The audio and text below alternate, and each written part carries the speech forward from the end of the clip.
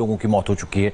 ये वक्त सावधानी बरतने का है। और अब तो कल से अनलॉक में बहुत बड़ी हलचल शुरू होने जा रही है। मंदिर, मस्जिद, गुरुद्वारे, चर्च खुल रहे हैं, शॉपिंग मॉल्स और रेस्टोरेंट भी ओपन हो रहे हैं। हमने दुनिया के कई देशों में अनलॉक की रिसर्च की है और कई वीडियोस जुटाए हैं। आप इन्हें देखिए, समझिए कि कैसे सोशल डिस्टेंसिंग के साथ आपको भी पूजा और प्रेयर करनी है, मॉल्स में शॉपिंग करनी है।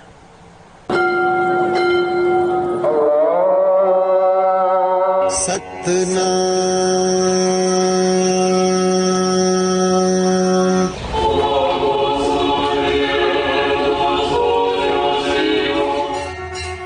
74 दिनों के बाद मंदिरों के कपाट श्रद्धालुओं के लिए खुलेंगे, लेकिन नजारा बिल्कुल अलग होगा।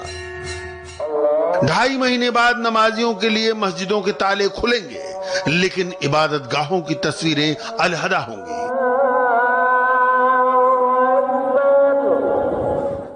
अनलॉक 1 के फेज 2 में मत्था टेकने के लिए गुरुद्वारों के द्वार खुल जाएंगे, लेकिन अरदास का अंदाज अलग होगा।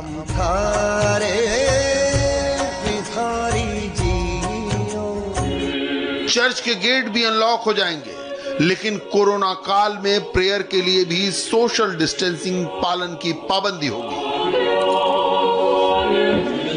74 दिन के बाद सोशल डिस्टेंसिंग के साथ मंदिर, मस्जिद, गिरजा, गुरुद्वारे सब खुलेंगे। ऐसे में देश में मंदिर, मस्जिद, चर्च और गुरुद्वारों में कैसी तैयारियां हो रही हैं, ये हम आपको दिखाएंगे। देश के किन किन शहरों में भक्तों को अभी भी इंतजार करना होगा, ये भी बताएंगे। आपके जहन में ये भी सवाल होगा कि 2.5 महीने की तालाबंदी के बाद मंदिर, मस्जिद, गिरजा, गुरुद्वारे अनलॉक कैसे होंगे?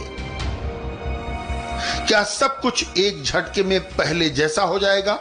अनलॉक होने के बाद धार्मिक स्थलों की सूरत कैसी होगी?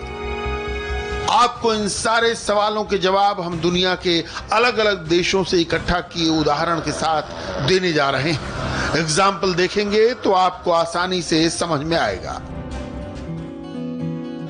सबसे पहले आपको कोरोना के एपिसेंटर चीन लेकर चलते हैं और दिखाते हैं कि नॉर्थ चीन के माउंट उटाई में 2 महीने से भी अधिक वक्त के बाद जब इस बौद्ध मंदिर को खोला गया तो कैसे खोला गया। आप साफ देख सकते हैं कि मंदिर के अंदर भक्तों के लिए जगह पहले से तय की हुई है, कहां बैठकर उन्हें पूजा पाठ करना है। सभी भक्तों के लिए मास्क पहनना जरूरी था, सोशल डिस्टेंसिंग का पूरा ख्याल रखना जरूरी था।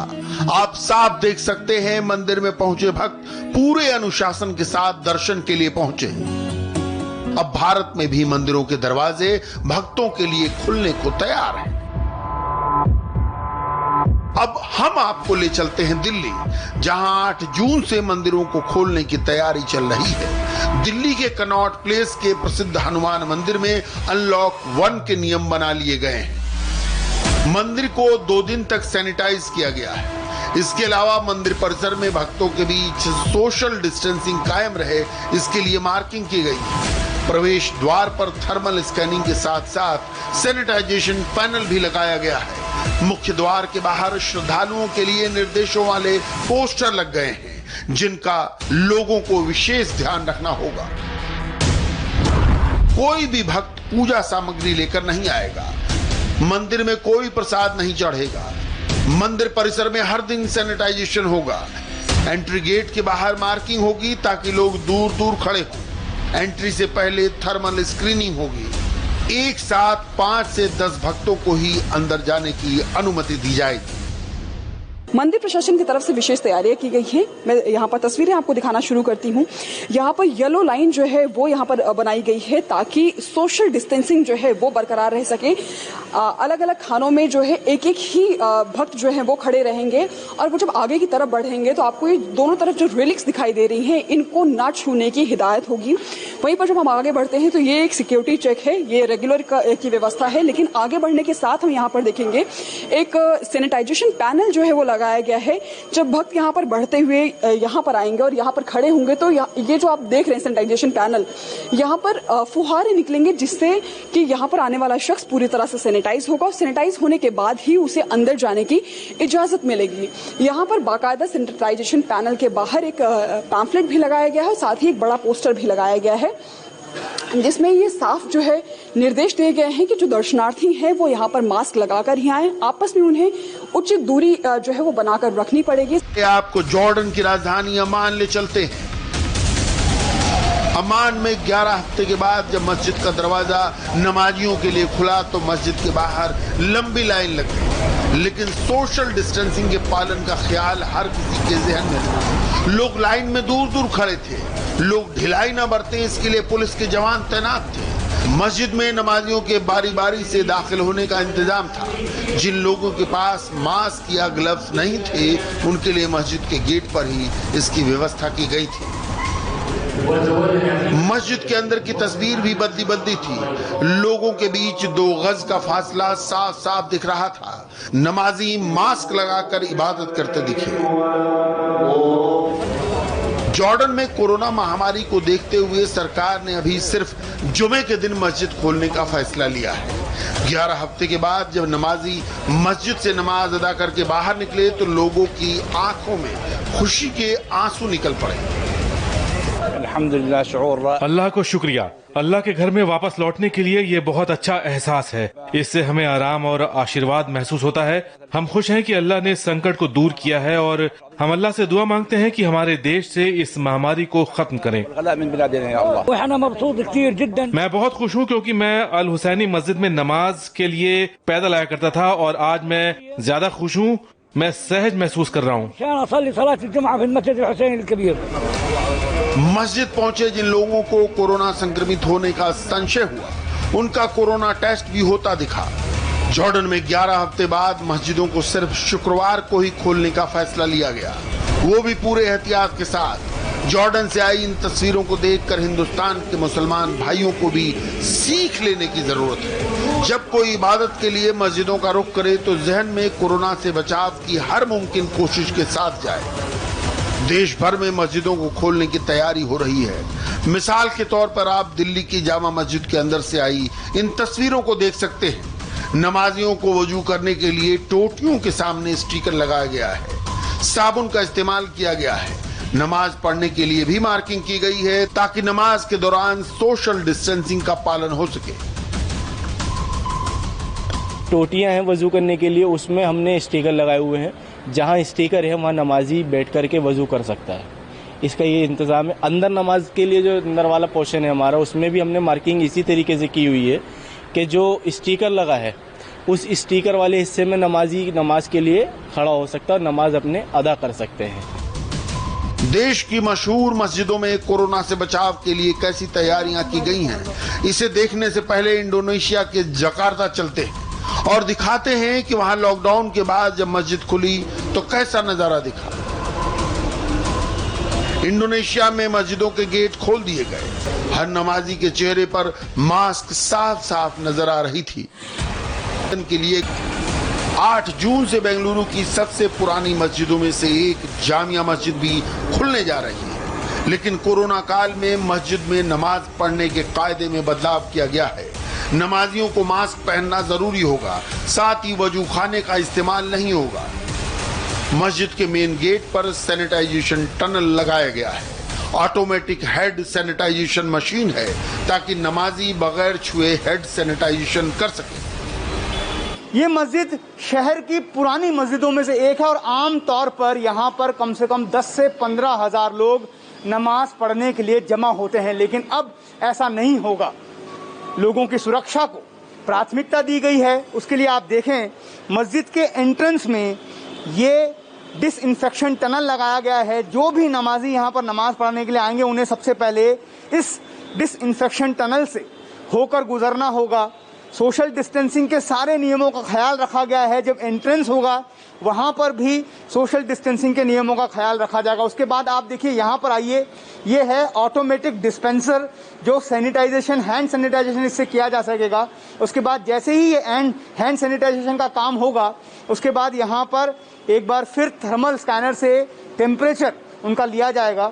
जैसा आप देख रहे हैं, ये टेम्परेचर लेने के बाद ही यहाँ से मस्जिद के अंदर नमाज पढ़ने के लिए उन्हें अनुमति दी जाएगी।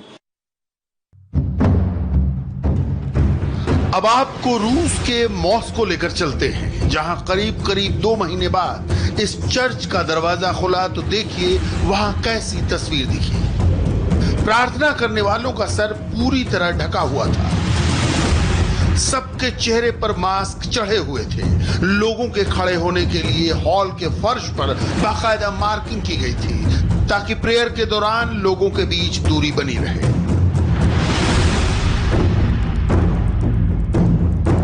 अब मॉस्को के ही इस दूसरे कैथोलिक चर्च में चलिए, जहां यीशु की प्रेयर हो रही है।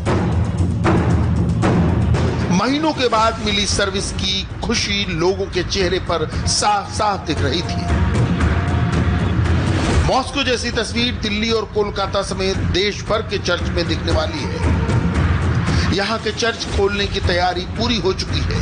ये तस्वीरें दिल्ली के खान मार्केट में मौजूद चर्च की हैं, जो अब गॉड के प्रे और सर्विस के लिए पूरी तरह तैयार है, लेकिन सोशल डिस्टेंसिंग के साथ।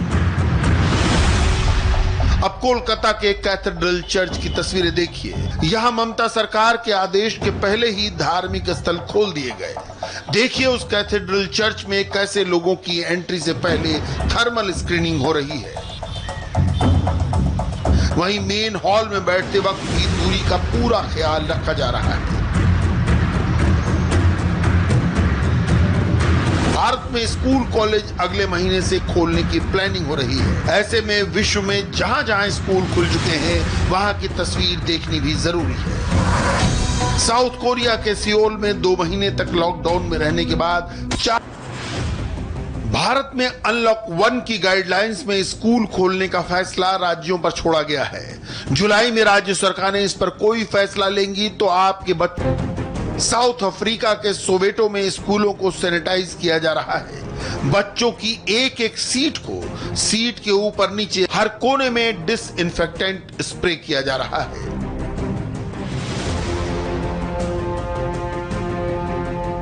क्लासरूम में बच्चों की सीटें दूर दूर कर दी गई हैं। क्लास की कई सीटें हटा दी गई हैं। हटाई गई कुर्सियों और टेबल्स को भी सैनिटाइज किया जा रहा है।